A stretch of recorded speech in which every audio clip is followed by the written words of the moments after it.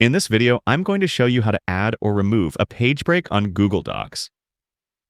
Let's launch the Google Chrome web browser. In the top right corner, click on the grid icon. In the drop-down menu, click on Docs. Let's open a document from here. This is a document that I have taken as an example. Suppose you need to add a page break to this document. Using page breaks in Google Docs offers several useful benefits that can improve the organization and appearance of your document. One major perk is that it allows you to start new sections or chapters on a fresh page without manually hitting the Enter key multiple times, which keeps your formatting clean and consistent, even when you make edits above the break.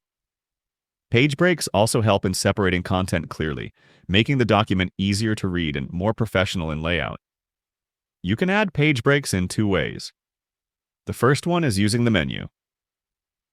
Place your cursor where you want to apply the page break.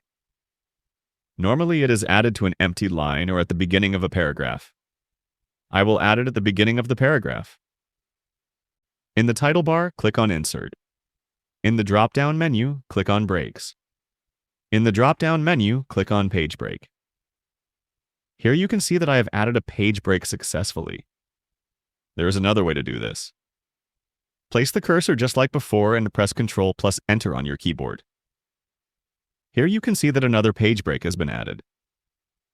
Now, if you want to delete or remove the page break, keep the cursor at the beginning of the paragraph and press Backspace on your keyboard. Here, our page break has been deleted. Following these steps, you can add or remove page breaks very easily.